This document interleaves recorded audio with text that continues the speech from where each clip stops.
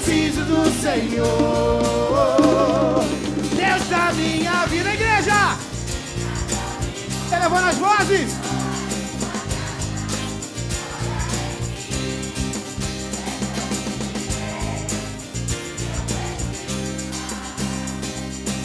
Mais uma vez, mais forte! Deus da minha vida, fica comigo. Sou a sua casa, mora em mim. Deixa eu te dizer que eu preciso, Pai. Eu preciso do Senhor. Eu preciso do Senhor. Eu preciso do Senhor. Eu preciso do Senhor.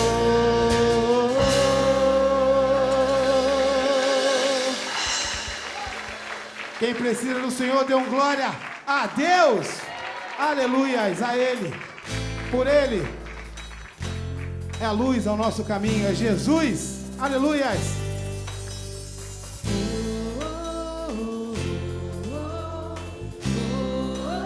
Elevando as vozes, elevando os braços, adorando.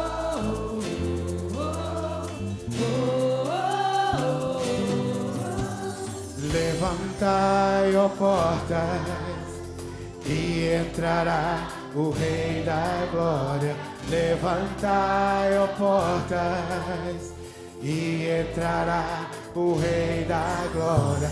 Levantai as vossas cabeças, o Rei está entre nós. É a igreja em uma só voz, é a festa do Rei das Nações. Bendito é aquele que vem, bendito é a chegada do leão. Bendito é aquele que vem, bendito é a chegada do leão. Bendito é aquele que vem, bendito é a chegada do leão. Bendito é aquele que vem, bendito é a chegada do leão.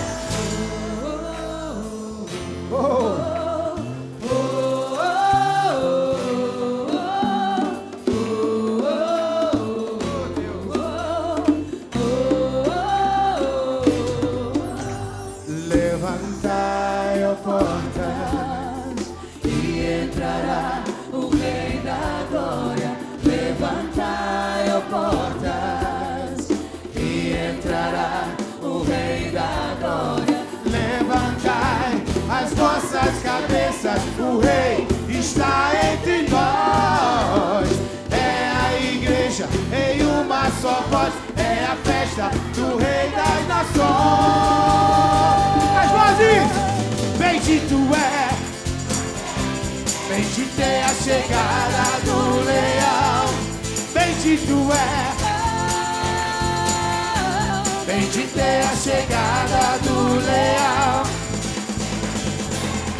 Aquele que vem, bendito é a chegada do leão. Bendito é, bendito é a chegada do leão.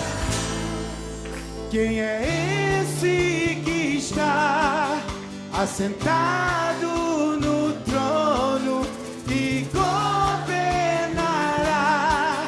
a destra de Deus? Está assentado no trono e governará a destra de Deus, de Deus. Bendito é, bendito é a chegada do leão. Bendito é, bendito é a chegada do leão. Bendito é aquele que vem, bendito é a chegada do leão. Bendito é aquele que vem, bendito é a chegada. Mais vezes, mais forte! Bendito é aquele que vem, bendito é a chegada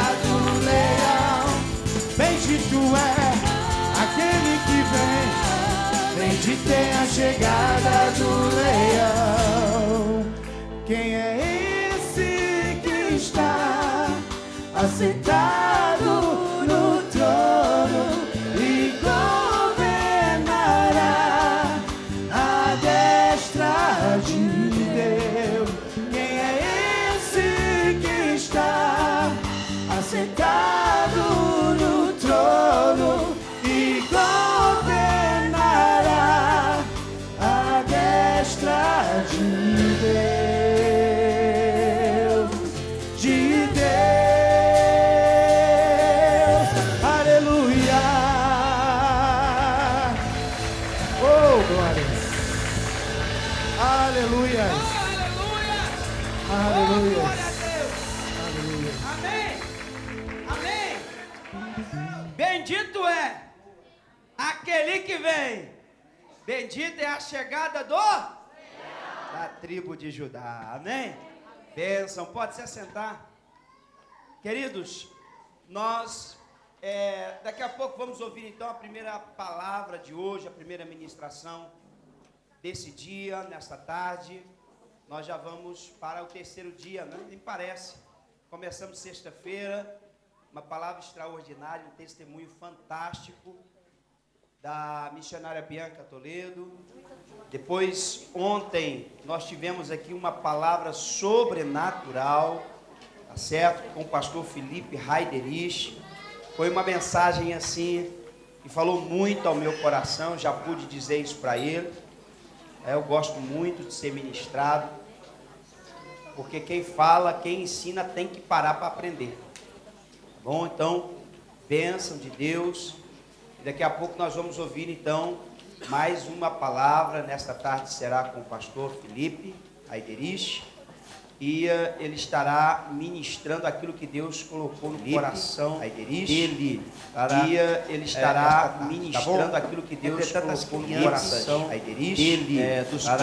Ele estará ministrando aquilo que Deus colocou no coração dele. Ele estará ministrando para estar em tempo útil lá embaixo.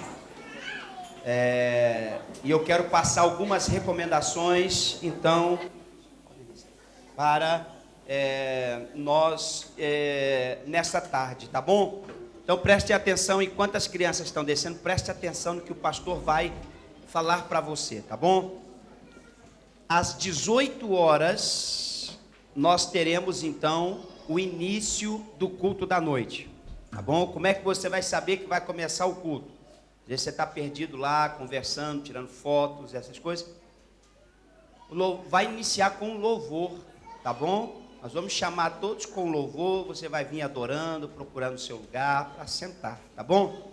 Então hoje nós vamos até às 5h10 no máximo, depois com ministração e tudo. Depois você estará livre para poder ir lá atrás, ver os materiais que eles trouxeram, o material que eles trouxeram, tá bom? Tá ali DVD, tá ali livros, livros muito importantes que nos auxiliem. O pastor vai falar aqui um pouquinho. Ontem nós falamos sobre isso, que seria conveniente ele falar. E você vai ter a oportunidade, então, depois de passar lá do lado direito e ver o material, conversar com eles um pouco, tirar uma foto, ter um autógrafo agora, nesse período. E também tem a cantina que irá funcionar lá à tarde, tá bom? Depois, isso até às 17 horas, depois nós ficamos 1h e 45 minutos e voltamos então para a ministração da noite, que será o culto público, tá bom? Para que outras pessoas também possam ter o privilégio de poder estar aqui conosco também, tá bom? E será a missionária Bianca Toledo a ministrar, tá bom? Então, tem essas orientações para passar para você.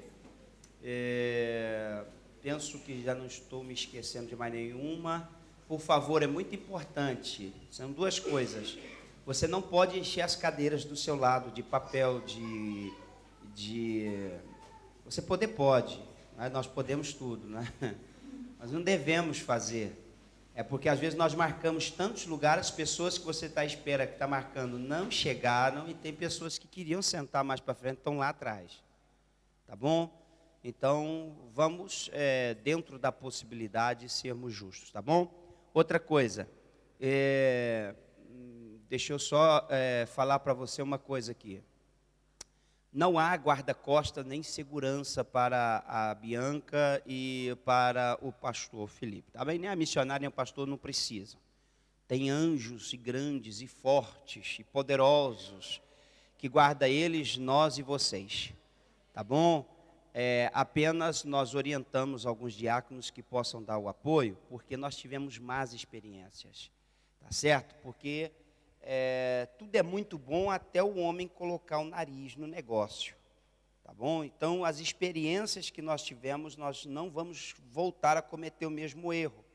Nós tínhamos as pessoas que estavam lá atrás, à espera de quem vinha aqui, ministrava, para ser atendida, e aglomeravam no meio do corredor, e ela nunca conseguiria chegar lá atrás, tá bom? Então, nós temos aqui, eu dei uma orientação para os meus diáconos, tá certo?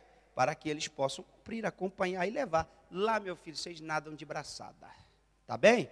Mas é só para essa locomoção, daqui da frente até atrás, tá certo? Bênção de Deus, tá bom? Se você quer alguma informação, mês de abril, eu estou indo para Israel, tá certo? Com um grupo daqui, e eu já tenho praticamente fechado um grupo da Espanha que virá conosco, e Andorra, tá bom? O pessoal de Andorra também está nos assistindo. Foi feito um convite para pregar num evento em Andorra, e a gente está orando para ver se tem a direção de Deus para isso, e a princípio vem um grupo de lá, que estará indo conosco para Israel no mês de abril. Tá bom? Eu não vou levar muita gente, porque com muita gente não funciona lá.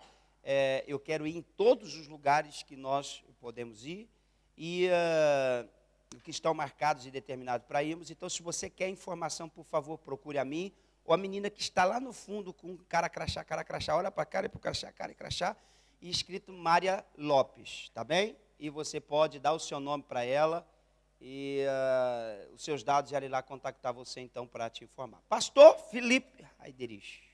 O que é aqui? Tem café e bolo na cantina.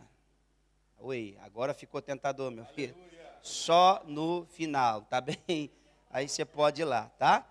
Queridos, nós vamos ouvir a palavra do Senhor. Quero que você estenda as suas mãos para cá, por favor, e nós vamos orar. Pai, nós apresentamos o teu filho nas tuas mãos, usa ele como um vaso aprovado que ele é. Amém. Que o Senhor venha, Senhor, derramar sobre ele a tua unção, a tua graça, e que ele seja o portador de uma palavra transformadora da tua parte para as nossas vidas. Prepare o coração dos teus filhos para receber a boa palavra e que ela possa produzir frutos nas nossas vidas. Nós abençoamos o teu filho agora em nome de Jesus. Amém e graças a Deus. Graça e paz, queridos. Já estou em casa. Já estou em casa. Me deram liberdade ontem. Hoje eu já sou aqui, ó. Já sou natural daqui. Já sou irmão de vocês. E espero ter muitas oportunidades da gente se encontrar outras vezes. Se Deus não permitir aqui na terra, que a gente pelo menos seja vizinho no céu. Queria falar muito rapidamente sobre os dois livros que estão lá atrás. Algumas pessoas perguntaram, pastor, o que é isso? Um livro chamado Lápis, Papel e Caneta. Isso não tem cara de livro e parece uma carta, daquelas que eu mandava para o meu tataravô, que morava lá no interior do Brasil. Então, esse livro aqui é um livro para jovens e adolescentes. É um livro de devocionais. Sabe aquela devocional que você faz todo dia com Deus, antes de sair de casa, crente, cheio do Espírito Santo? Que não sai de casa sem orar e ler a Bíblia. O anjo está apontando para o seu rosto agora e falando, conta mentira, se entrega. Então, só que geralmente as devocionais são complicadas, são numa linguagem muito difícil. Então você imagina um adolescente, um jovem lendo assim, nessa grandiosa manhã inefável. Ele fala, vou ler esse trem não. Então, esse livro aqui é de devocional. Adultos podem ler? Pode, mas assim, não critica, porque é uma linguagem bem teen. Então, os títulos de devocional que você vai ter num dia com Deus pode ser assim, chutando balde. Ou então, cuidado, estou em obras. Meu líder errou. O brilho da sombra. E quando nada vai bem? Minhas cicatrizes lembram você. O príncipe virou um sapo. Te machuquei? Foi mal. Esse aqui é para os solteiros, né? Dia do Forever Alone. Dia dos namorados, então, para quem está solteiro, é uma tragédia, né? A pessoa quase canta aquele louvor. Oh, by myself. É aquele louvor. Entendi. Então, assim, são inúmeros textos para você pegar a sua Bíblia, dobrar o seu joelho, e você pode sair na rua que ninguém acha que você é crente, porque não tem Jesus na capa. Entendeu? Você pode levar para a escola. Olha que legal. Para a faculdade. E esse aqui, uma parte desse livro é baseada naquela ministração de ontem, que eu falei sobre Abraão e Agar. Esse livro ele tem outras ministrações que falam sobre a passividade dos homens de hoje em dia.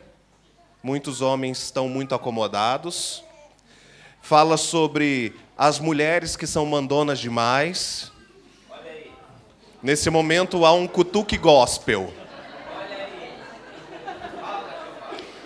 Fala como não repetir os erros dos pais. E também tem uma ministração sobre a oração do Pai Nosso. Então, o livro se chama Ame. E aí a gente colocou casamento em volta dele. Não é um livro só para casais. É um livro para quem quer ter uma família saudável. Porque quando eu escrevi, eu ainda era solteiro. Terminei, já era casado.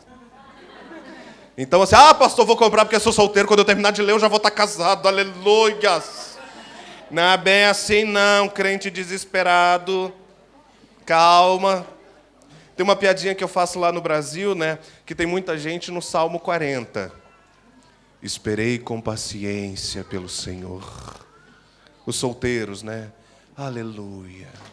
Estão desesperados, mas estão fingindo que está tudo bem.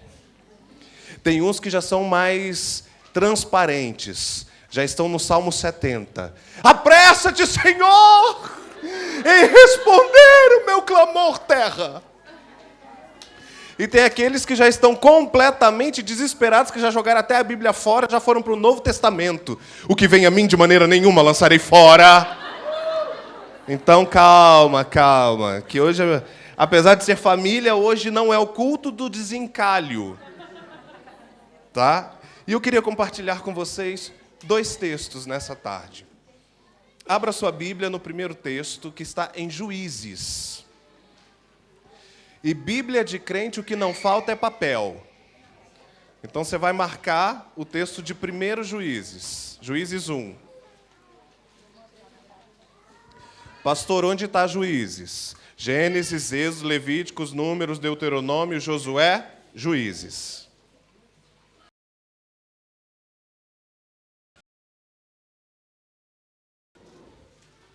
E o segundo texto, em Mateus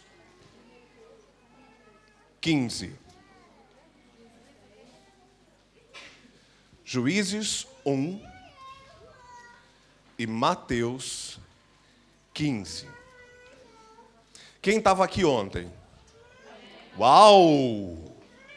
Quem não estava aqui ontem? Não perdeu nada. Deixou de ganhar. A gente só perde o que a gente tem. O que eu falei? Que hoje eu ia mostrar para vocês na Bíblia um encontro bem estranho que Jesus teve com uma pessoa. Uma pessoa veio até Jesus e pediu um milagre, e Jesus virou as costas e falou: não quero saber de você. Lembra disso? Não falei tudo o que eu queria falar hoje, porque senão vocês iam me chamar de herege, ia me tacar tomate. Jesus chama essa pessoa de cachorra. Está na Bíblia. Que pecado. Por que que ele faz isso? Então, a seguir cenas dos próximos capítulos. O primeiro texto, em Juízes 1, é um texto simples, fácil de entender, que nem precisa de ninguém para explicar. Juízes 1, a partir do versículo 5, diz assim: em Bezeque, nome lindo, está grávida? Olha, sugestão de nome, Bezeque. Em Bezeque encontraram Adoni-Bezeque. Se for nome composto, Adoni-Bezeque. E pelejaram contra ele, e feriram os cananeus e os ferezeus. Adoni-Bezeque, porém, fugiu, mas lhe perseguiram, e prendendo-o, lhe cortaram os polegares das mãos e dos pés. Então disse Adoni-Bezeque: 70 reis, a quem havia sido cortados os polegares das mãos e dos pés, apanhavam migalhas debaixo da minha mesa. Assim como eu fiz, assim Deus me pagou. E o levaram para Jerusalém e morreu ali. Texto simples. Entendi tudo. Fácil. Para que revelação, né? Pegaram um cara, cortaram o dedo dele, ele morreu. Pronto. Mas o que Deus quer falar conosco? Por que colocaram o nome desse rei? Por que falaram da crueldade que esse rei fazia com seus inimigos? Que momento da história é esse? Por que Juízes começa o livro justamente contando essa história e não qualquer uma outra? Ontem eu expliquei um pouquinho da história até chegar a Abrão. Vamos recapitular para chegar a Juízes? Para a gente entender o contexto do que está acontecendo? Adão e Eva no Éden, comem do fruto proibido, expulsos do Éden, tem Abel e Caim, Caim mata Abel, foge, acabou a esperança, Deus renova a esperança mandando um filho chamado Sete, da linhagem de Sete vem Enoque, que é arrebatado, e depois vem Matusalém, o homem mais antigo que já viveu na face da terra, com 969 anos. Ah, pastor, esses 969 anos são os mesmos 969 anos de hoje em dia? Sim. Sim. Acontece que quando veio o dilúvio, Deus falou que o pecado e a iniquidade tinha se proliferado tanto que Deus ia diminuir a vida do ser humano na terra. E o máximo que ele chegaria seria 120 anos. É o que você vê aí.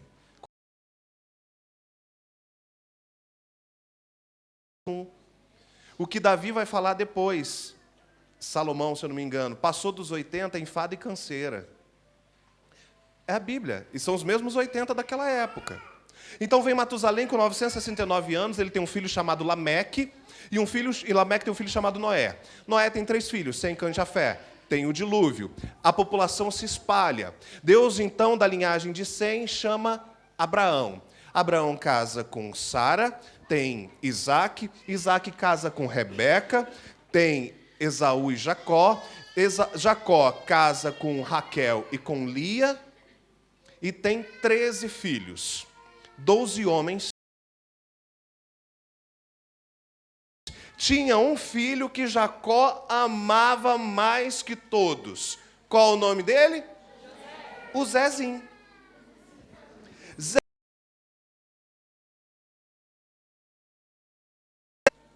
Sabe aquele caçulinha mimado? Zezinho. Todo mundo comia comida normal. Zezinho tinha danoninho. Todo mundo tomava café com leite na mesa. Zezinho tinha Neston. Mucilon. O que mais que tem aqui? Então, esse era o Zezinho. O pai resolve fazer uma túnica, um blazer chiquetésimo. Um negócio comprido para cobrir o frio, para desfilar pelas ruas de tudo, pro Zezinho. E os outros 11 irmãos? Andava com a camisetinha de campanha de eleição.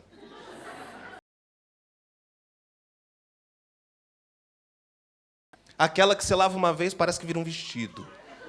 Toda torta. Você lava uma segunda vez, você pode cobrir a cama. Você lava a terceira vez, você veste com cuidado para ela não desfazer. Então, era mais ou menos assim. Então os irmãos começaram a olhar.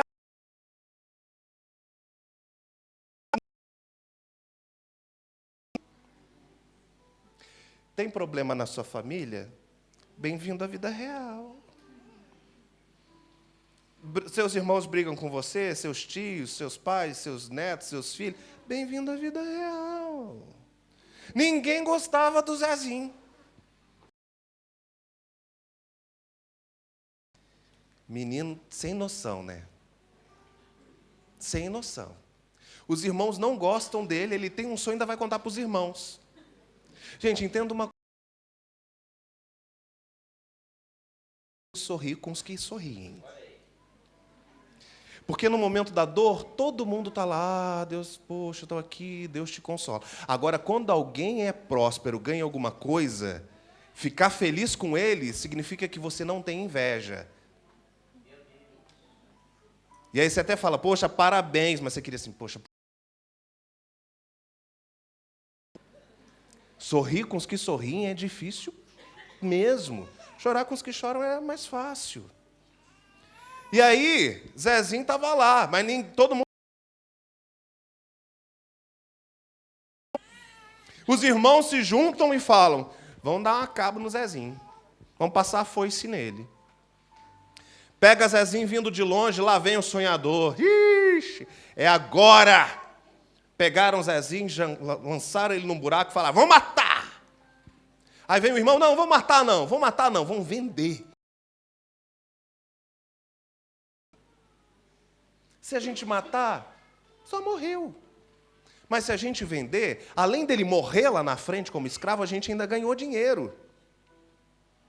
Então tá. Vieram os ismaelitas, vendem Zezinho. Eles tinham a certeza que Zezinho ia morrer, porque nenhum escravo sobrevivia muito tempo. Vendem Zezinho, Zezinho é levado e é vendido para Potifar. Potifar vê que Deus era com Zezinho, abençoa Zezinho, e aí Zezinho passa pela segunda provação.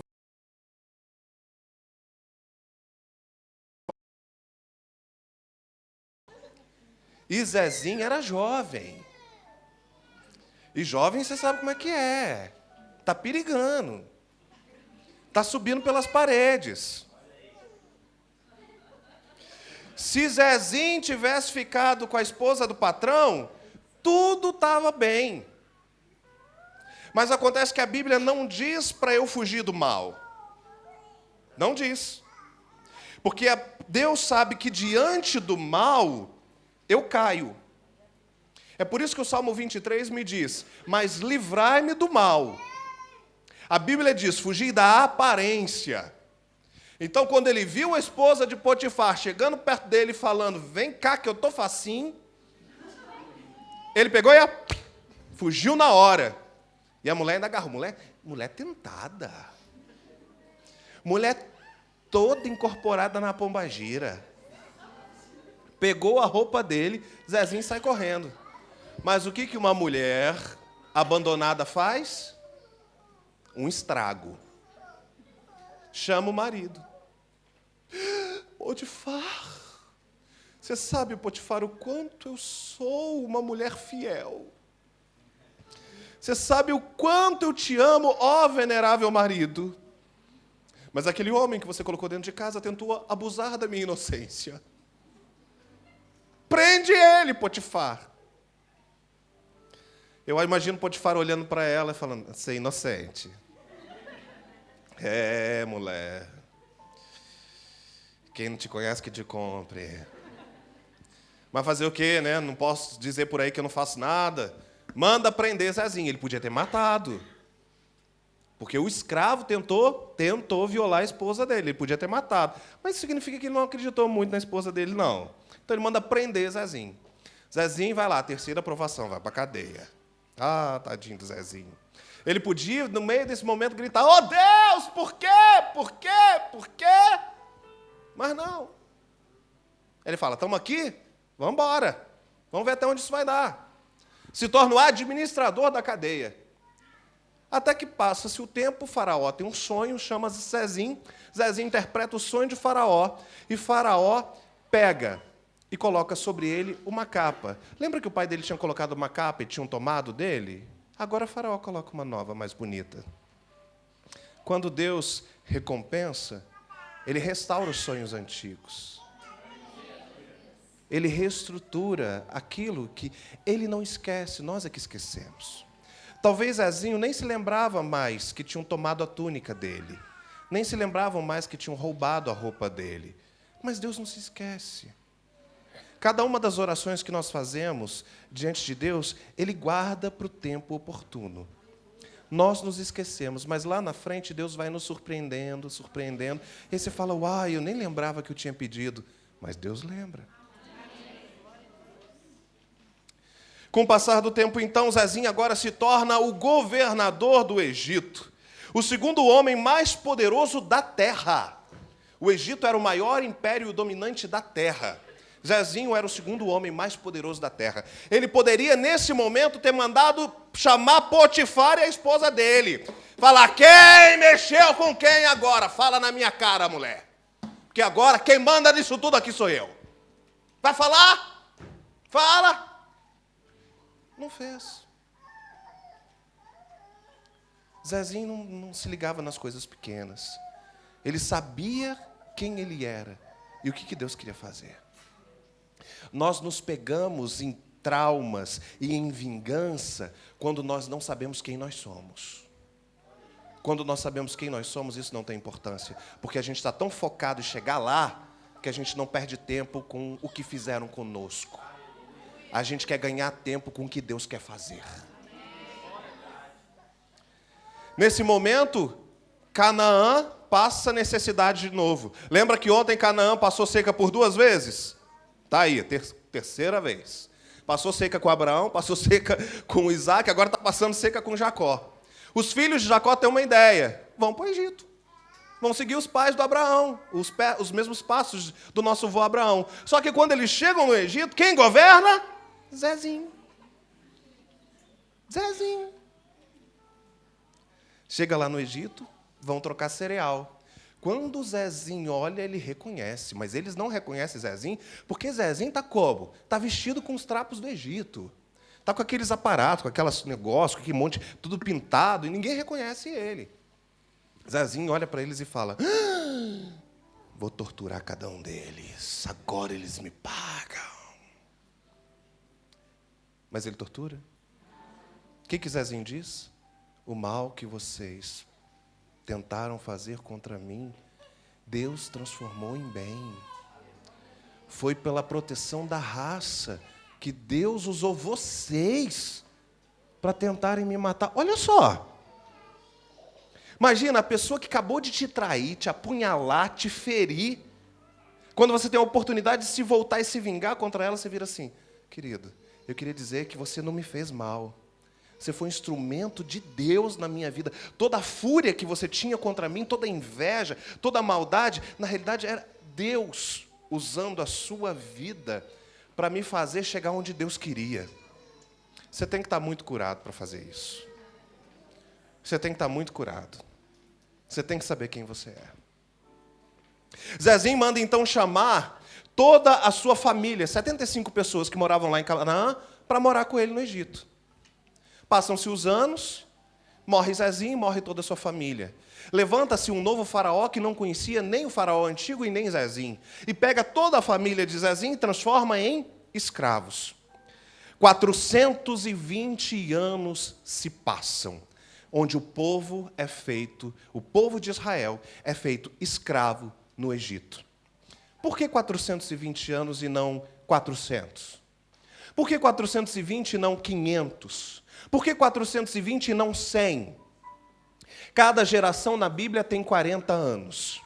Um homem, uma geração, é marcado por 40 anos. Quantos irmãos mandaram matar Zezinho? Eram 12 menos Zezinho, 11. Só que tinha um irmão de sangue de Zezinho, que era bebê, Benjamim, meia geração. Então eram 10 irmãos e meio. 10 vezes 40, 400. Mais meio, 20. 420 anos. O povo de Israel pagou com escravidão tudo que os irmãos de Zezinho fizeram com ele. Cada geração foi paga. E depois de 420 anos, quando a dívida estava quitada, o Senhor se lembra do povo. E manda chamar Moisés. Escolhe ele bebezinho, filho de Arão com Joquebede. Coloca ele nas águas, a filha de Faraó o encontra e ele é criado no Egito, no palácio real.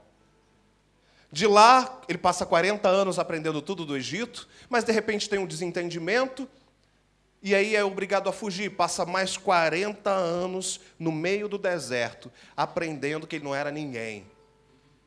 Depois de 40 anos no Egito e 40 anos no deserto, o Senhor aparece numa sarça ardente para Moisés e diz: Moisés, ops, chega aí. Sabe aquele povo que Zezinho levou para o Egito? 75 pessoas? Ele, sei, sim, senhor. Então, hoje em dia são mais de 2 milhões. Sim, senhor. Vai lá buscar. Hã? Quem? Eu? É você. Não, mas como assim? Eu e mais quem? Eu e mais que multidão? Eu e mais qual exército? Não, Moisés, você. Eu vou chegar diante do homem mais poderoso da face da terra, com o maior exército da face da terra, e vou dizer para ele: vim buscar toda a sua mão escrava, todo o trabalhador daqui e levar embora. Vou tirar as riquezas do Egito. Tudo bem para você? Você acha que ele vai virar para mim e vai falar assim: ah, claro, sempre sonhei com isso, por favor, leva. Quer a minha esposa também, não? Você acha que ele vai falar isso? Não, falar não vai não, até porque eu vou endurecer o coração dele, mas vai lá. Tá, né? Vamos ver. E aí Moisés chega diante do Supremo Faraó e começa a negociação, e você sabe a negociação como é que é. Vai, não vai, vai, não vai, vai, não vai, praga 1. Vai, não vai, vai, não vai, vai, não vai, praga 2. Vai, não vai, vai, não vai, vai, não vai, praga 3. Praga 4, praga 5, até a 10ª. Aí Faraó na 10ª já fala: pelo amor do seu Deus, chispa daqui. Vai de ver, mas não volta não. E aí sai Moisés, com 2 milhões, mais de 2 milhões de pessoas do Egito. Chega diante do Mar Vermelho e fala: agora já era. Quem sabe nadar? Não sabe nadar, não? Agora está difícil. O povo vira para Moisés e fala: qual é, Moisés? Tirou a gente do Egito para morrer aqui? Que espécie de estratégia é essa? Era melhor morrer no Egito, que pelo menos tinha comida. Apanhava, mas comia. Aqui a gente não apanha, mas também não come. Crente gosta de comer, né? Crente só pensa em comida. Você fala: vamos fazer uma reunião de oração. Dá 2 pessoas. Você fala: depois da reunião de oração vai ter uma festa, dá 500. O pessoal está pensando em oração? Não, o pessoal está pensando no cachorro-quente depois. Está pensando que você inventou a comida depois da reunião. Está lá, ó, Moisés saindo com o povo do Egito. E eles tinham acabado de cear. Já estavam pensando em comida de novo. Chega na frente do mar e fala: e agora? Não vai, não vai, vai, não vai, vai, não vai. De repente Moisés olha para trás, o que está vindo? Faraó. Pensa numa outra coisa. Está ruim? Pode piorar. Não tem nada ruim o suficiente que não possa piorar. Ele está no meio do deserto, 2 milhões de pessoas, o mar está na frente. De repente ele fala: vamos acampar aqui, vamos esperar, vamos construir uma ponte, vamos pensar em alguma coisa. Não, o faraó está vindo atrás. E dizendo: mata todo mundo! Moisés fala: Deus, o que eu faço? Deus fala: a água está aí, o cajado está aí, toca. Moisés, pá, no mar. Diz a palavra de Deus que uma corrente de vento passou sobre aquele mar a noite inteira, que dividiu as águas e secou o chão. Eles passaram a pé enxuto. Os cientistas dizem que havia uma península naquela área da região do Mar Vermelho, onde se podia atravessar com o mar pela canela. É por isso que não houve milagre da divisão de águas. Eu acho que contradiz a Bíblia, porque a Bíblia diz que eles passaram a pé enxuto. Deus secou o chão para eles não sujarem o sapatinho deles com lama. Mas essa não é nem o meu questionamento. Meu questionamento é, se todas essas 2 milhões de pessoas passaram pelo mar com água na canela, por isso que elas não precisaram ter divisão divisão de águas, como que o faraó e todo o seu exército morreram afogados com água na canela? Gente, espera aí, não era preciso nadar, era só ficar em pé. Não, morreram afogados. Eu acho que o anjo pegou a cabeça dele e falou, morre, desgraçado. Foi isso? Não. Então a ciência tenta explicar e ela acaba só revelando que a Bíblia está certa. Um dos maiores físicos, e para mim o maior do mundo, Louis Pasteur, cristão, dava um banho em Einstein. Desculpa. Que Deus o tenha. Disse, um pouco de ciência te afasta de Deus. Muita ciência te aproxima. Então, se você ver um cientista dizendo que Deus não existe, manda ele estudar mais um pouco. Porque o inventor da ciência diz que quanto mais inteligente você for, mais você vai acreditar em Deus. Se você não acredita, significa que você ainda precisa melhorar e muito, tadinho. Desculpa. Mas esse não é o caso. Não é uma discussão teológica com vestibulandos e intelectuais numa universidade. Ele tira o povo com uma única obrigação: levar o povo para Terra Prometida. Qual era o nome da Terra Prometida? Canaã. Aquela Canaã que Deus mostrou para Abraão ontem e que levou ele para lá. Moisés agora tira o povo do Egito para levar de novo para Canaã. Só que depois de 40 anos nessa travessia, antes de chegar em Canaã, Deus leva Moisés até o monte e ele fala, Canaã está ali, mas você não entra, você vem aqui para o céu. Vamos comemorar a chegada aqui. Você vê de camarote.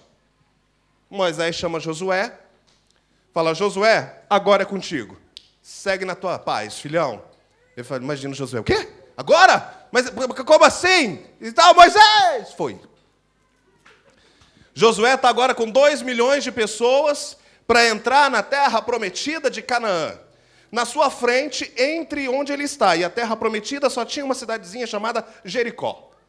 A cidade mais fortificada da região, cujas muralhas de Jericó eram aproximadamente como as muralhas da China. Em cima do muro de Jericó tinha casa de um lado, casa do outro e uma rua no meio. Então não é aquele muro que você tinha lá na sua casa, dessa largura, pintada de cal com caco de vidro em cima. Tá? Era uma muralha. Se você é brasileiro, você entendeu. Se você veio de Portugal, talvez não. Se você nasceu em Luxemburgo, você não faz a menor ideia do que eu disse. Entendeu? É coisa de pobre. É nosso, ninguém tira isso da gente. Muro com carro de vidro é nosso, é coisa de brasileiro. Ah! Por quê? Para ninguém pular. Aí você fala, mas por que alguém vai pular o muro? Mas lá pula, irmão. Lá pula. A gente tem que colocar caco de vidro em cima, para a pessoa não pular, porque senão ela se corta, entendeu? Acabei de apertar a tecla de close caption cultural para você. E aí Josué passa por Jericó cantando a musiquinha. Vem com Josué lutar em Jericó e as muralhas cairão. Chega na terra prometida. Só que a terra prometida não estava limpinha, vazia e organizada esperando Josué com todos os 2 milhões de pessoas chegarem. Ela tinha sido ocupada por tribos inimigas. Nesse momento, quando depois de sair do Egito, estão entrando na terra prometida, acontece esse texto. E Josué chega diante das portas da terra de Canaã.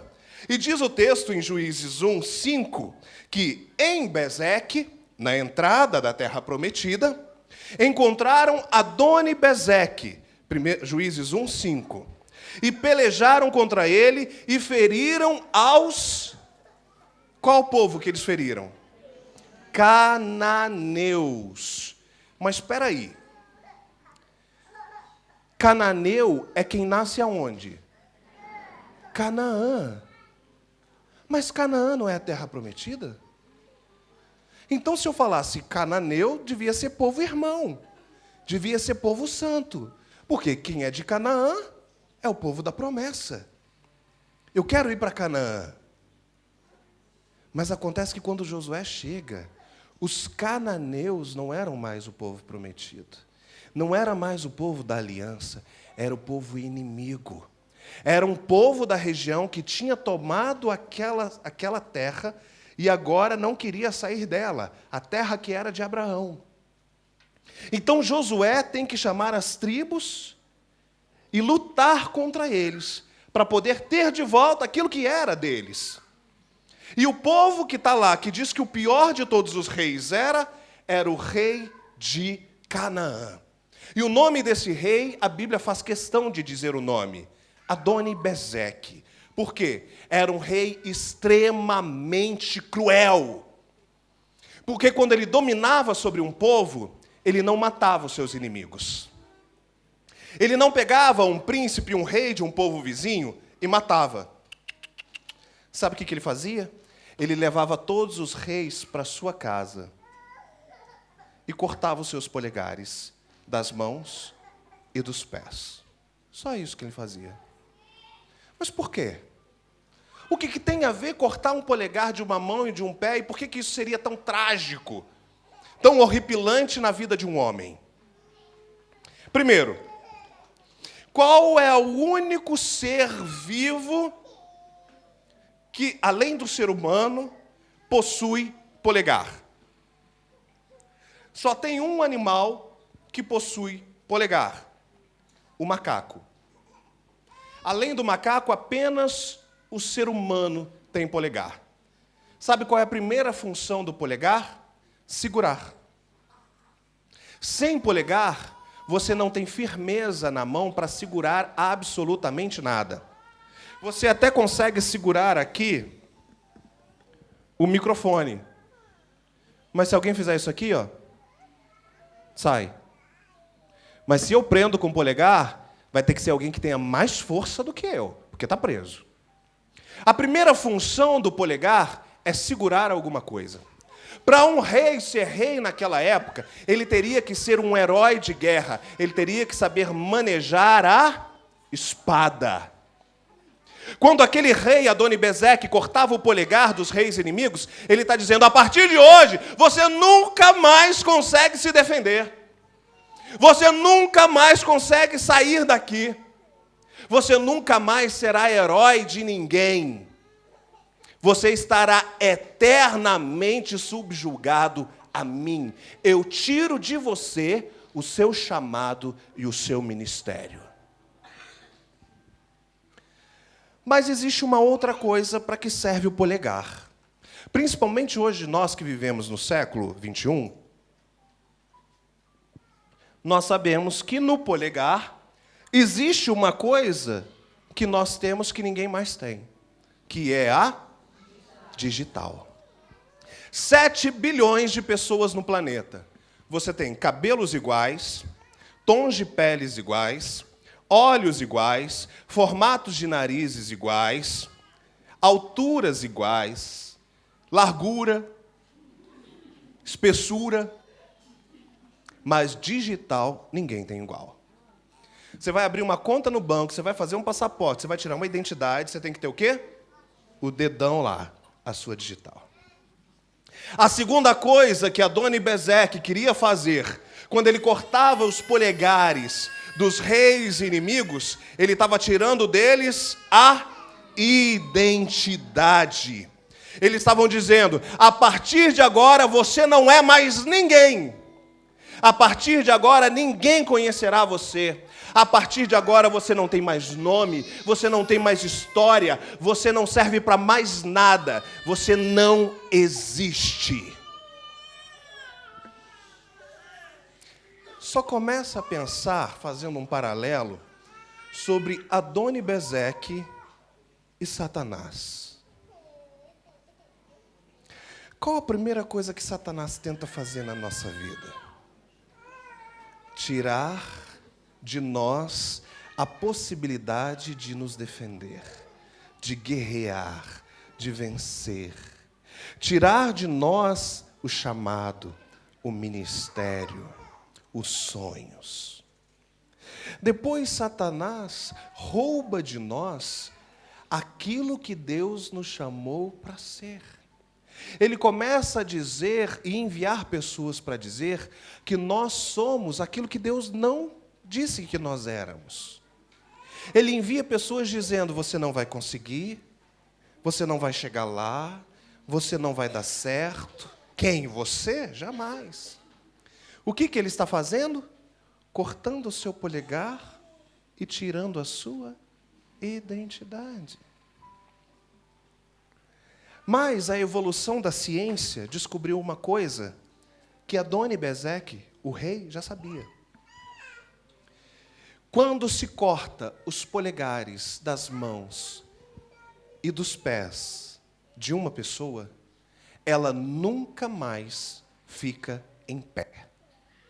O centro do equilíbrio do corpo humano está nos polegares. Se uma pessoa, por exemplo, das Forças Armadas, perde um polegar do pé, ela é aposentada. Ela é considerada inválida, porque ela já tem dificuldade de equilíbrio. A ciência de hoje me diz que se você corta os polegares das mãos e dos pés, você nunca mais fica em pé na sua vida. Se alguém te levantar, você cai. Você não tem mais equilíbrio. Adoni-Bezeque, esse rei, descobriu isso. Ele capturava todos os reis, cortava os polegares das mãos e dos pés, e o que acontecia com esses reis? Eles passavam o resto da vida engatinhando. Eles passavam o resto da vida de 4 embaixo da mesa dele, comendo as migalhas que caíam. Você consegue imaginar uma humilhação maior? Ele não matava aqueles homens. Aqueles homens viviam por anos e décadas embaixo da sua mesa, implorando por migalhas que caíam, porque aqueles homens não podiam mais se defender, eles não sabiam mais quem eles eram, e eles sequer podiam ficar em pé. Adoni-Bezeque era o maior ladrão de identidade da história. Qualquer semelhança com o capeta não é mera coincidência. Mas, já que você começou a entender esse texto, e por que esse texto foi colocado aqui? Entenda uma coisa, na Bíblia não existe nenhuma vírgula sem sentido. Nenhum ponto sem valor. Deus, que detém a história, há mais de 3.000 anos depois, iria precisar deste texto. Um texto que traumatizou todo o povo de Israel. Um texto que, quando se falava com o povo de Israel sobre os cananeus, gerava frio na espinha. Eles tinham trauma, porque lembravam não de morte, mas de crueldade, tortura e humilhação. Falar do povo cananeu com os judeus era ressuscitar na alma uma dor profunda e incurável de alguém que não teve limites na crueldade. Deus sabia disso. E por isso, muitos e muitos séculos depois, ele se encontra com uma pessoa para falar desse texto. Mateus 15.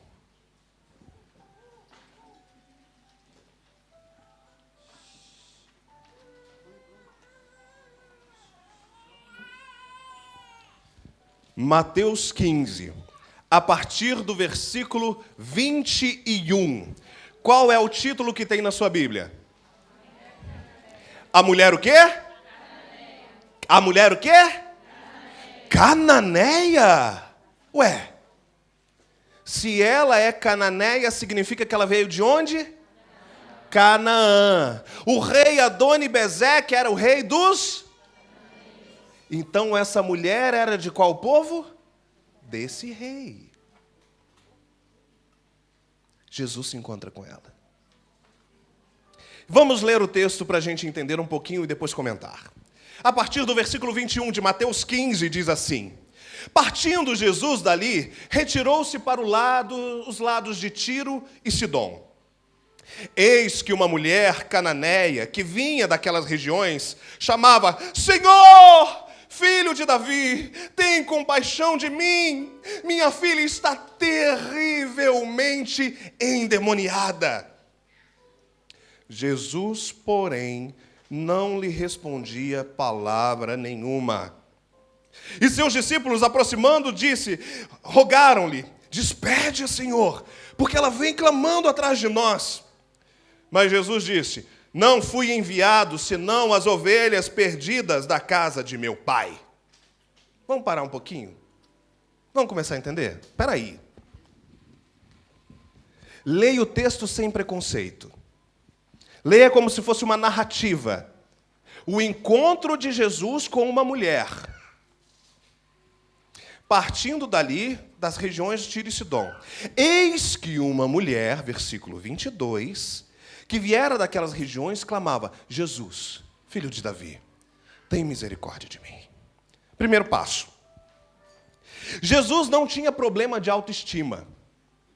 Todo mundo que clamava por cura, Jesus curava. E a maioria das pessoas sequer agradeciam. Mas Jesus não ficava magoado por causa disso. Jesus curava. Tem um texto da Bíblia que diz que uma multidão veio a ele e todos foram curados e foram embora depois. Jesus não tinha problema de curar ninguém. Agora você imagina, se ele não tinha problema de curar as pessoas, imagina um homem clamando. Jesus pode falar: é um homem, ele se vira, ele tem mais coisa para fazer. Mas o texto já começa com um agravante. Era uma mulher. Poxa, se você não tem pena de homem, quando a coisa é com mulher, pelo menos você fala: poxa, mulher, né? É mais sensível, é mais frágil. A gente dá o lugar para uma mulher sentar.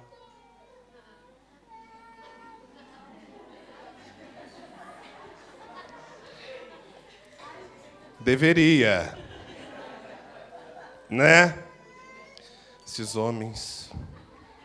A gente dá o lugar para uma mulher... Estou profetizando. A gente dá o lugar para uma mulher sentar. A gente abre a porta do carro para ela. Né? Mulher é mais frágil. É assim que a Bíblia diz. E o contrário disso não é bíblico. Tá, a mulher que quer mandar e dizer: não, eu sou mais forte que meu marido. É nada. Não tem Bíblia nisso que você diz. E aí, uma mulher vinha gritando atrás de Jesus: por favor, Jesus, me socorre, Jesus. Jesus olha para ela e fala: vamos agravar? Ela não estava pedindo um milagre qualquer. E ela não estava pedindo nada para ela. Ela estava pedindo para a filha dela, para o bebezinho dela. Você não tem dó de uma mulher? Poxa, quando o assunto é com criança, a gente compadece. Quando você vê uma tragédia no jornal com uma criança, seu coração amolece. Senhor, por favor, eu não estou pedindo nada para mim, é para minha filha, o meu bebezinho, por favor, socorre. Jesus,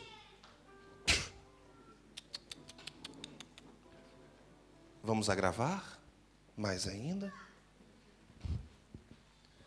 Ela não estava pedindo uma cura. A criança não estava cega, paralítica ou com lepra. A criança estava endemoniada.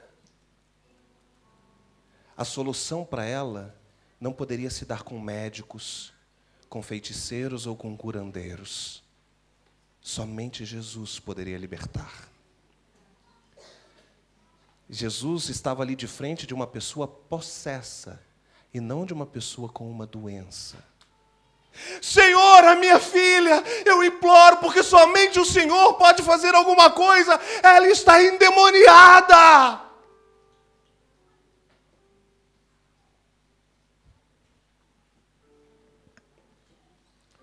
Consegue imaginar isso? Os discípulos se sentiram incomodados. E olha que os discípulos geralmente atrapalhavam. A mulher do fluxo de sangue queria encostar em Jesus. Quem era a parte da multidão que atrapalhava? Os guarda-costas. Os discípulos. As crianças queriam ir ter com Jesus. Quem que proibia? Os discípulos. O cego Bartimeu, em Jericó, queria chegar até Jesus. Quem que atrapalhava? Os discípulos. Discípulos estão aí para atrapalhar mesmo. Discípulo que não atrapalha, meu irmão, está alguma coisa errada. Mas dessa vez, até os discípulos se sentiram incomodados. Eles chegaram perto de Jesus e falaram: Jesus, pelo amor de Deus, Jesus, a mulher está gritando aqui, está em 2 horas. Está todo mundo olhando e o Senhor nem dá uma satisfação. Pelo menos manda ela embora. Fala: mulher, some daqui. Porque o Senhor não está fazendo nada, o Senhor está ignorando completamente ela. Por favor, Jesus, a gente está constrangido, está todo mundo olhando. A situação piora. Jesus vira para os discípulos e fala assim: eu não vim senão para as ovelhas perdidas da casa de meu pai. A mulher escuta.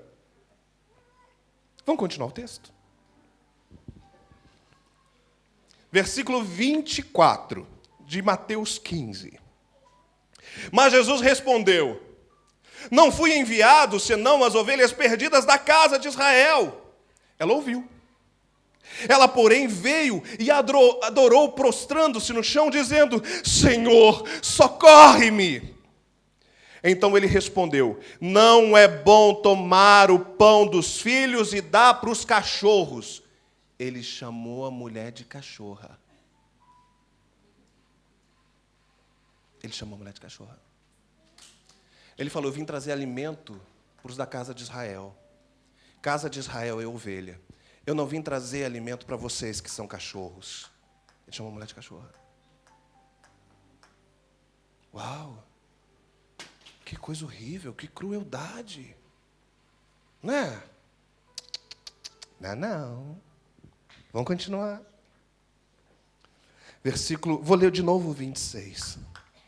Então ele respondendo disse: não é bom tomar o pão dos filhos e lançá-los aos cachorrinhos. Ela, contudo, replicou: sim, Senhor. Porém, os cachorrinhos comem das migalhas que caem da mesa dos seus donos. Olha o último versículo, 28. Então Jesus lhe disse: uau! Mulher! Que grande é a tua fé! Uau! Faça-se contigo como você quiser. E naquele exato momento, a filha foi liberta. Vamos entender? Uma mulher da tribo daquele rei cruel encontra-se com Jesus. Jesus está olhando para aquela mulher, está vendo o clamor daquela mulher, mas como um bom judeu e diante de todos os judeus, está lembrando de tudo que aquele povo fez com eles. De todas as maldades, de todas as crueldades, de todas as torturas. E agora aquela mulher está querendo ajuda. E ela começa a clamar: socorre-me. Jesus vira: não vou te socorrer. O seu povo nunca socorreu o meu. O seu povo nunca ajudou o meu. Todas as vezes que o seu povo encontrou o meu, vocês nos humilharam. Por que eu socorreria? Entenda uma coisa, querido. A mais preciosa lição desse texto é: Jesus não passa a mão em cima de pecado de ninguém. Não interessa quantas vezes você vem ao culto, não interessa quantas coisas,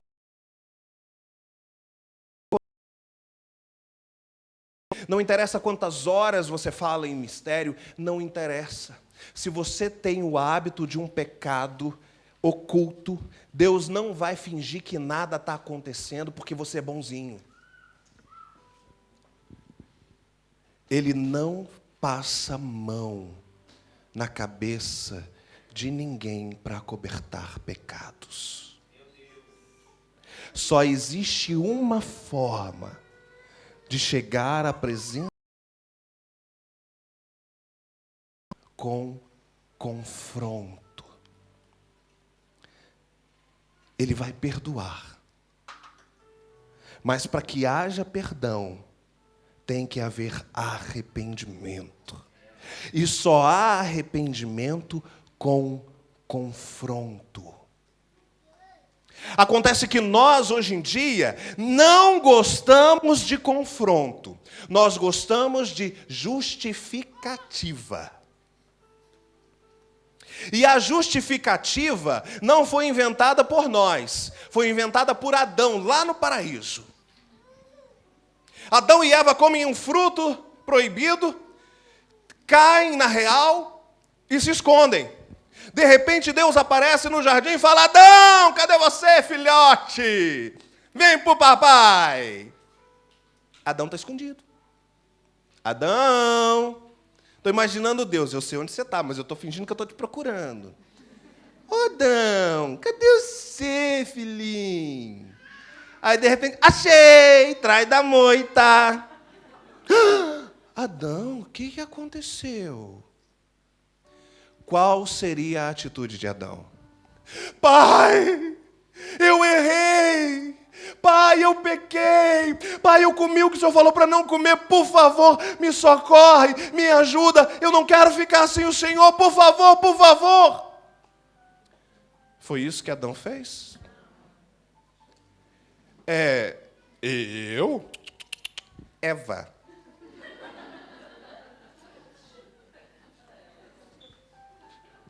Eva, você? Eu? A cobra.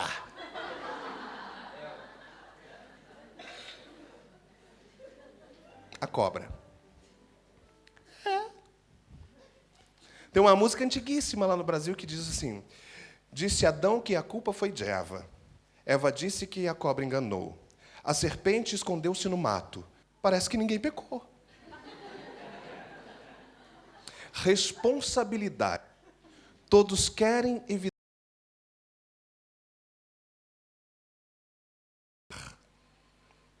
Desde aquela época, o homem aprendeu a não confessar, mas sim a se justificar. Você começa a se entregar para um pecado, e aí você começa a criar argumentações para justificar o seu erro. Ah, mas todo mundo faz, por que eu não posso fazer? Você está justificando, você não está se arrependendo. Alguém te pega em flagrante delito. Sabe o que você faz? Ah, mas fulano também fez. Por que não castigaram fulano? Ah, Beltrano, porque ele é filho de fulano, ninguém bota o dedo na cara dele. Agora, porque sou eu, todo mundo cai em cima de mim. Nós aprendemos a não nos arrepender. Nós aprendemos a justificar. Toda vez que nós justificamos, nós não nos arrependemos. Não há perdão, porque não houve cura. O confronto não aconteceu. A primeira coisa que esse texto verdadeiramente quer nos ensinar é o confronto. Você sabe o que o seu povo fez com o meu povo. Tem bênçãos para você, mas não dá para a gente fingir que nada aconteceu. Tem que haver arrependimento. Porque do lado de lá está quem batia, e quem bate não lembra, mas quem apanha não esquece. E do lado e eles também precisam ser curados. Eles também precisam liberar perdão. Eles também precisam amar. Ninguém da multidão, por favor, tem misericórdia dela. Da multidão, quem chegava diante de Jesus dizia: Jesus, manda ela embora. Precisava haver perdão.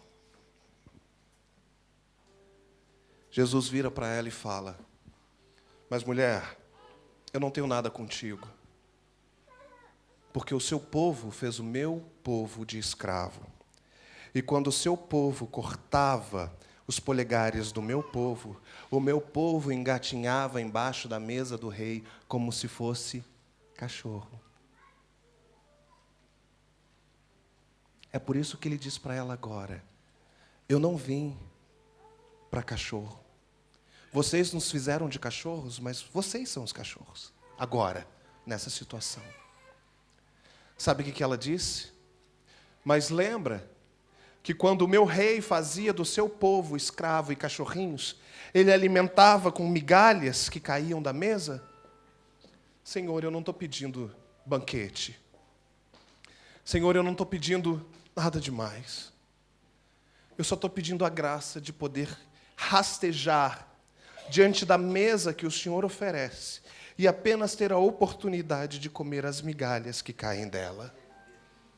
Aquela mulher entendeu o que a maioria de nós não consegue entender na vida: que uma migalha que cai da mesa do banquete dos céus pode curar, salvar completamente qualquer um. E nós que temos banquetes ainda reclamamos. Quando Jesus vê isso, ele diz para ela: uau! Você entendeu que o meu problema não era não querer te curar.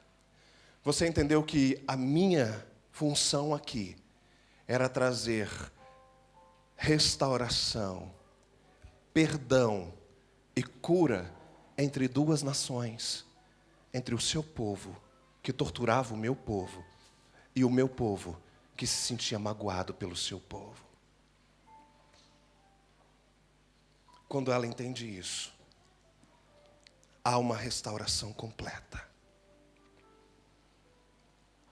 Mas esse encontro com Jesus, da mulher cananeia, e o texto de Juízes 1, do rei Adoni-Bezeque, o torturador cruel,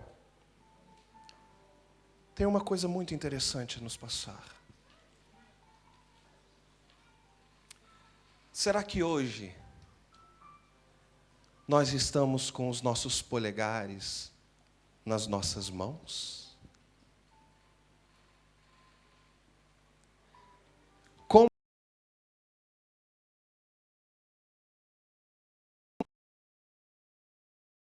tivéssemos a oportunidade de termos esse encontro agora com Jesus, como estaria a história da nossa vida?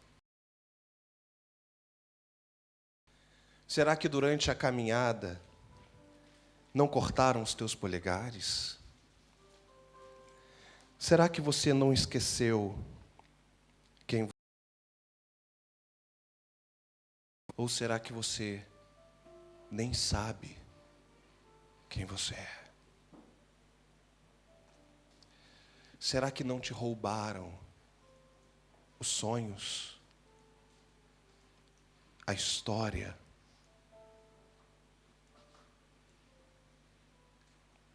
Quantas vezes você ouviu que você não daria certo, que você não conseguiria, que você não servia, que você não nasceu para ser feliz? Quantas vezes disseram que você é incapaz?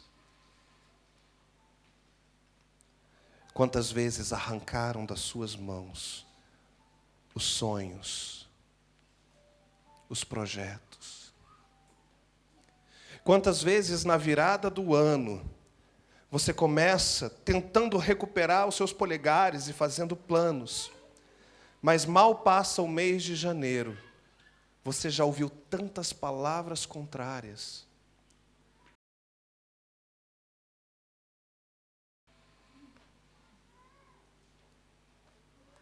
Quantas vezes perguntaram para você quem você é e você não sabia a resposta?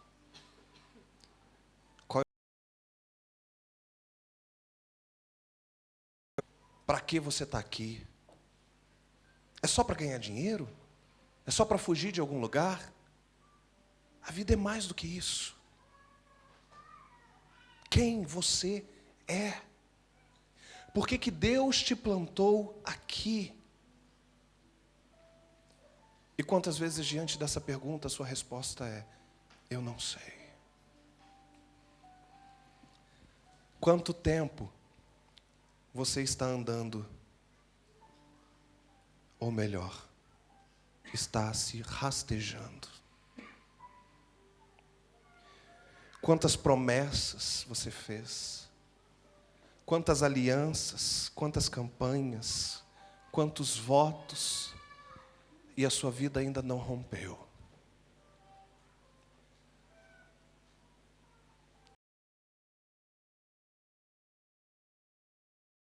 Hoje eu estou bem e amanhã eu estou mal. Hoje eu estou bem e amanhã eu estou mal. Sabe o que é isso? Tiraram seus polegares. Alguém vem e te coloca de pé, mas você não tem equilíbrio, você cai. Quantos Adoni-Bezeques passaram na sua vida?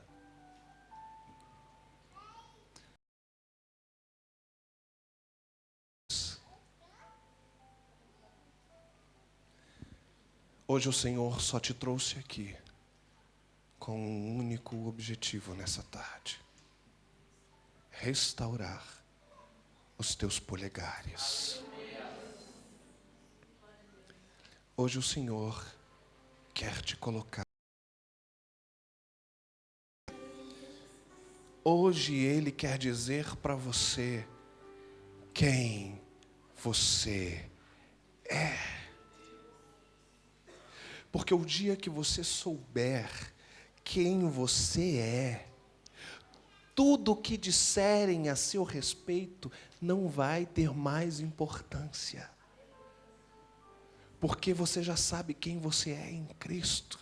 Você sabe onde você quer chegar. E o máximo da resposta que você vai dizer é como José um dia disse: o Zezinho, queridos, vocês podem tentar falar mal, vocês podem tentar me prejudicar, vocês podem tentar me matar, vocês podem tentar me vender, mas todo mal que vocês tentarem contra mim, Deus vai transformar em bênção.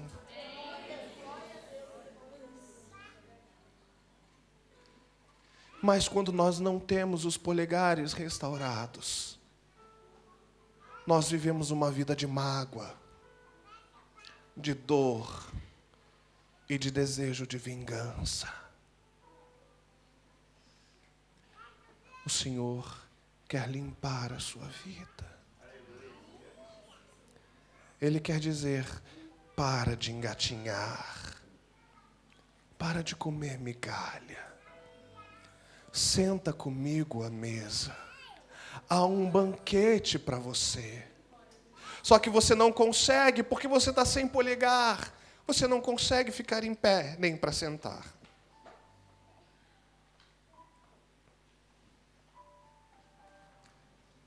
Durante séculos ele escreveu essa história para poder dizer para você que mora aqui: eu não te plantei aqui à toa. Eu não te coloquei aqui sem um propósito. Você acha que você veio aqui à toa. Você acha que você se mudou para cá por um acaso. Você acha que você nasceu aqui por algum acidente. Deus está dizendo: não. Eu controlo cada vírgula da história. Quem ainda não entendeu é você. E hoje o Senhor vai restaurar os seus polegares. Se essa mensagem foi para você nessa tarde, eu quero fazer um ato de libertação e de restauração, o que pode ser chamado por alguns de ato profético. Se você sente que você é uma dessas pessoas que na sua caminhada os seus polegares foram cortados. Eu quero que você venha aqui à frente e se ajoelhe. E nós vamos orar e vamos te levantar. E quando você se levantar, no mundo espiritual estará sendo reconstruído os seus polegares. E assim se fará no mundo físico. Quando isso acontecer, o Senhor visitará o seu corpo. E você entenderá quem você é. E o porquê você foi plantado aqui. É hora de deixar de engatinhar e se levantar para saber qual é a sua identidade. Se esse é o seu caso, aqui é o seu lugar, esse é o seu altar, você pode vir.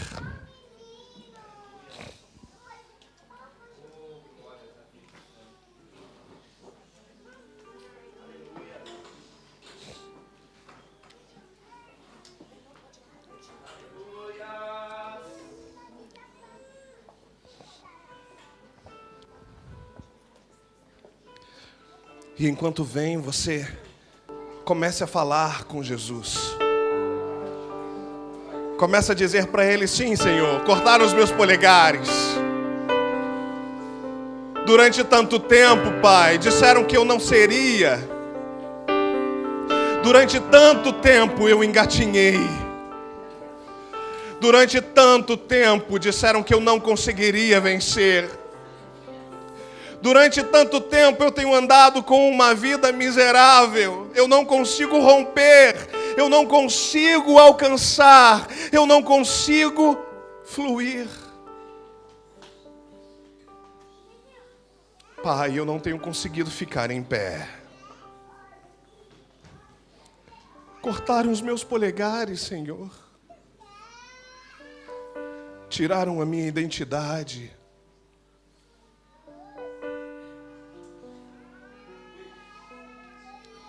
Eu não tenho forças para me defender mais. Eu não tenho forças para lutar mais. Eu não tenho forças para caminhar.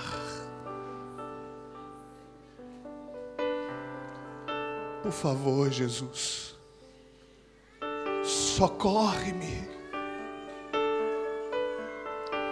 Eu já chorei tanto diante do Senhor. Eu já clamei tanto. Mas parece que nada aconteceu. Hoje eu entendi, Senhor, que o Senhor deixou um recado para mim na Tua palavra. Pessoas enviadas por Satanás cortaram a minha identidade. Cortaram os meus polegares. E sem saber eu me acostumei a engatinhar, a rastejar. E por isso eu não tenho visto as maravilhas do banquete que o Senhor serve. Mas hoje eu entendi o recado do Senhor. Hoje eu entendi que o Senhor me chamou para ser filho, para ser povo, para ser herdeiro. E nada menos do que isso servirá para mim.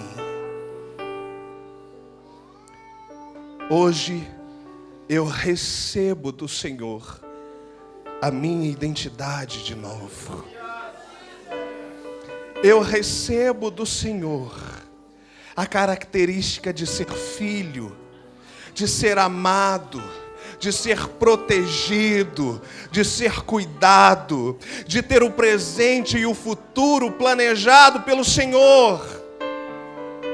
Hoje eu coloco diante do Senhor as minhas inquietações, os meus medos, as minhas mágoas, as minhas frustrações. Senhor, me confronta, porque eu quero ser curado.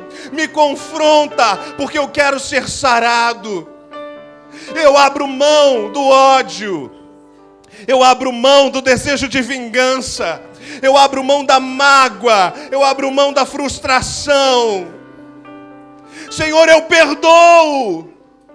Mesmo não querendo, eu perdoo em nome de Jesus.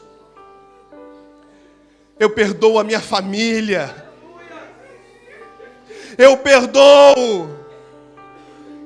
Eu perdoo eles que disseram que eu não ia conseguir. E eu carrego isso dentro de mim, dizendo, você não vai, mas hoje eu abro mão disso. Eu perdoo as pessoas que abusaram de mim, que me usaram, que mexeram com o meu emocional, que me destruíram.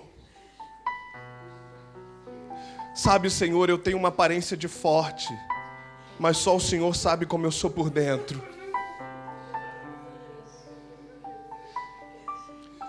Só o Senhor sabe como eu sou por dentro. O Senhor sabe que eu não quero perdoar, mas eu perdoo. Eu me recuso a viver preso no passado. Eu me recuso a viver engatinhando.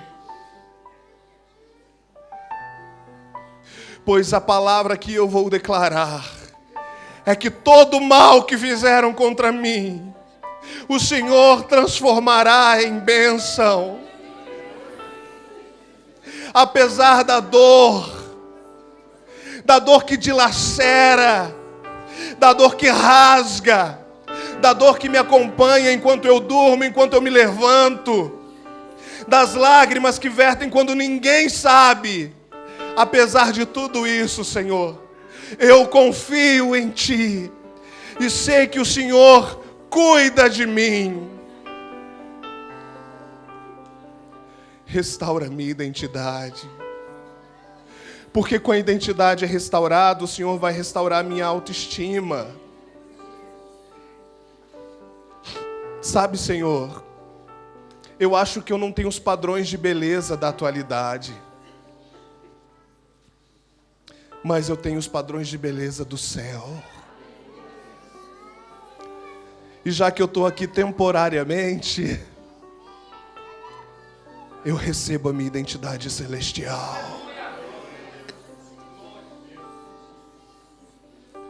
Nessa tarde, Pai, restaura os meus polegares e me coloca de pé.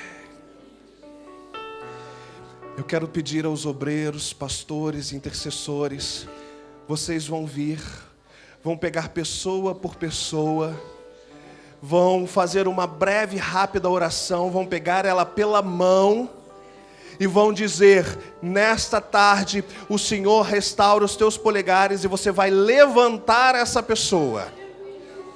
E entenda que enquanto você faz isso, o Senhor vai ministrar ao seu coração para falar a essa pessoa. Então, nesta manhã, você vai pegar cada um, obreiros, intercessores, pastores, você vai pegar pessoa por pessoa, vai pegar pela mão, vai falar alguma coisa para ela, e vai dizer hoje o Senhor, restaura os teus polegares, e vai colocá-la em pé. Esse é o momento altamente espiritual. Esse é um momento altamente espiritual, de cura, de restauração. Você está sendo reconstruído, você está sendo restaurado. Há uma nova vida, uma nova identidade brotando em você. Deixa Ele te curar, deixa Ele te restaurar, deixa Ele te tomar pela mão, deixa Ele te dizer, filha, eu nunca te abandonei, eu nunca te abandonei. Todas as vezes que eu fiquei em silêncio, eu ouvi a tua oração. E eu te trouxe aqui para dizer que você é especial para mim. Você é filha amada. Eu nunca esqueci de você. Eu te plantei aqui para florescer. Entenda isso, porque hoje eu restauro os teus polegares e te dou uma nova identidade espiritual, em nome de Jesus. Igreja, ore ao Senhor, fique em espírito de oração. Pessoas estão sendo restauradas, libertas, em nome de Jesus. Em nome de Jesus. Em nome de Jesus. Em nome de Jesus. Restaura os polegares, Senhor. Restaura os polegares, Pai. Visita essas pessoas, Senhor. Em nome de Jesus. Em nome de Jesus.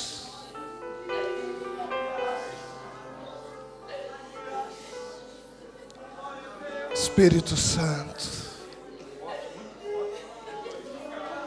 Espírito Santo, Espírito Santo.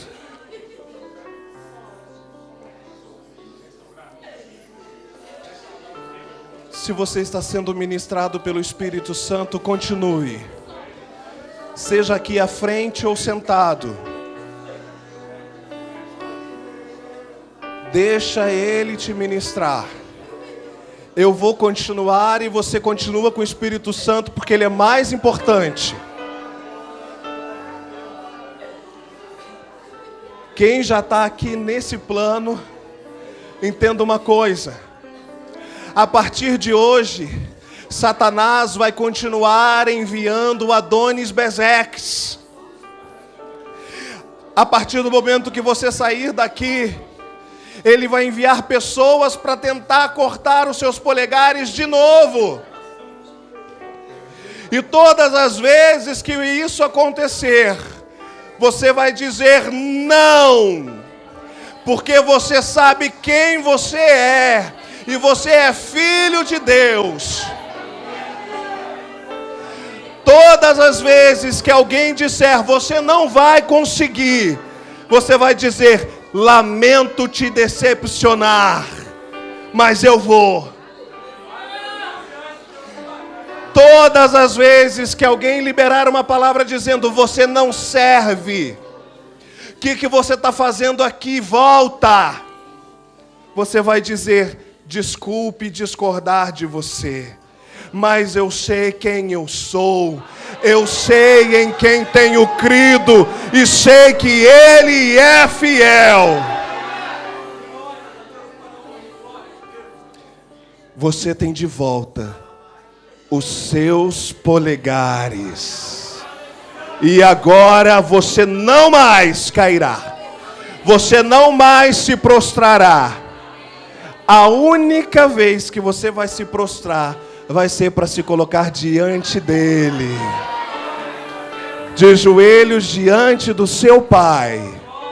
Somente, não mais engatinhará, rastejará. Lembre-se disso. Uma das maiores estratégias de Satanás é fazer a gente esquecer.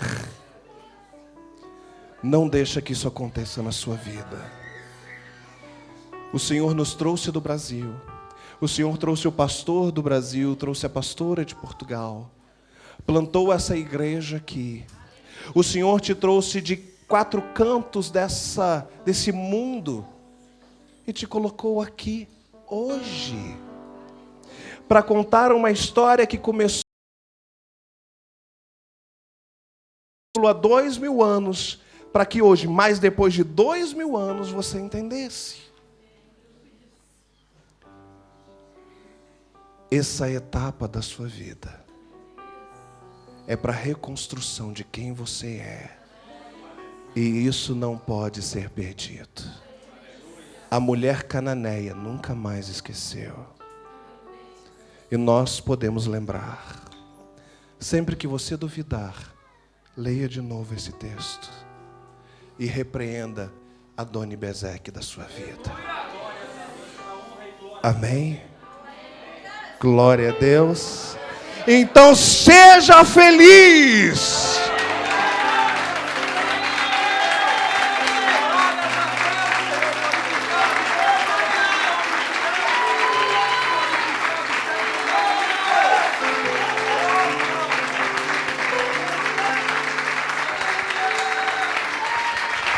Aleluia! Oh, glória a Deus! Aleluia! Você vai voltar para o seu lugar andando. Talvez você não saiba, mas profeticamente você veio rastejando.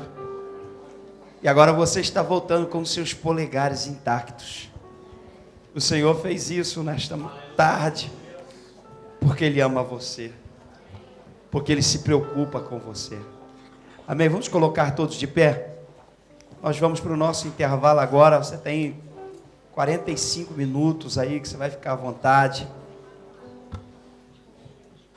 Não saia do ambiente espiritual. Talvez você não planejou ficar aqui até o final. Faça uma força. Eu já tenho experiências na minha vida que o Senhor renovou as minhas forças. Quando eu no outro dia tinha trabalho bem cedo.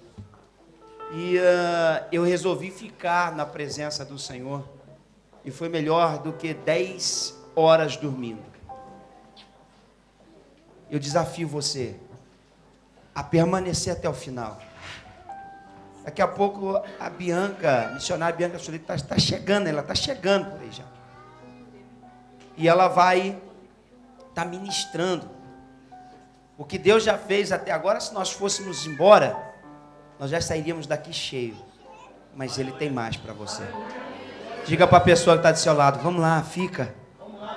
Deus tem mais para você ainda. Deus vai abençoar você. Eu garanto para você que até o final. Olha, o último dia da festa eu vou dizer que acontecem coisas extraordinárias. Amém? Feche seus olhos. Deus, obrigado por esta reunião da parte da tarde. Nos prepare para daqui a pouco, porque eu sei que será céu na terra como foi agora. E que o Senhor nos abençoe poderosamente. Muito obrigado, em nome de Jesus. Amém? Pastor Felipe já está lá atrás, ele vai atender você, vai tirar foto, vai conversar com você. Você pode ir, você que tem um bono aí no seu kit, tem um bono, cantina, pode usar, não paga mais nada, tá pago. Tá bem? Então, em nome de Jesus, quando você ouvir um louvor, a equipe de louvor aqui começando a entoar louvores e adoração, venha para o seu lugar novamente, tá bom? Em nome de Jesus. Nossos internautas, nós vamos fazer uma pausa às 18 horas, daqui 45 minutos nós estamos de volta, tá bom? Deus te abençoe, em nome de Jesus.